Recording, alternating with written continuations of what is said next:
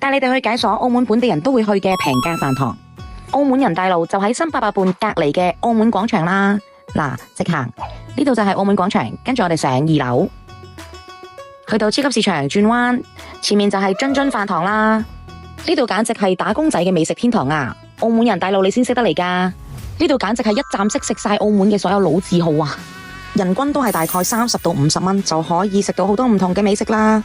哇！你睇下靚仔哥哥整緊嘅呢一杯葡式炸蛋，哇！成個葡撻喺上面㗎，打卡一流。成日都講澳門啲嘢食貴到離晒譜，咁係因為冇人帶你嚟呢度啊！呢度係澳門打工仔嘅飯堂啊！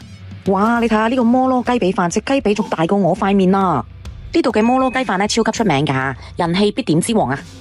嗱，呢份美食攻略呢，就已經幫你哋整理好啦，記得點讚收藏啊！老字號梗係唔少得呢間歡記豆腐花啦，1981年已經開㗎啦。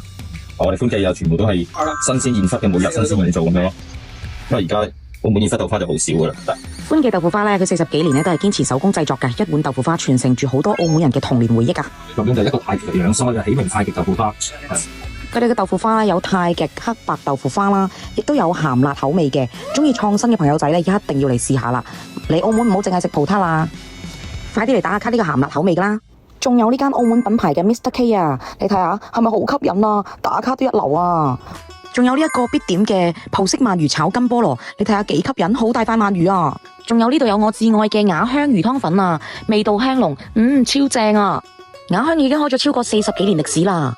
呢碗魚湯粉呢係用魚蓉、魚骨熬煮湯熬製出嚟嘅咯，超濃郁啊！由細中意食到大啊，真係好味好正啊！一定要嚟試下。淨係睇到師傅落緊嘅呢啲配料已經流晒口水啦，梗係唔少得冇耳嘅蠔仔肉碎米啦。哇！你睇下啲蠔仔粒粒都超大粒噶，真材實料啊！係咪你嘅至愛呢？梗唔少得呢個永記嘅鮮牛肉牛丸河粉啦。佢嘅靈魂呢係個湯啊，牛骨慢熬呢鮮香味濃，生燙牛肉呢超嫩啊，牛丸都係彈牙爆汁噶，河粉滑溜溜加埋9層塔、青檸同埋辣椒，越食越上頭啊！一到中午呢，津津飯堂呢就會人山人海噶啦。最後呢，我哋今日呢就要喺呢一杯歡記嘅可樂沙冰度結束啦。呢個真係滿滿嘅童年回憶啊！你細個有冇飲沙冰㗎？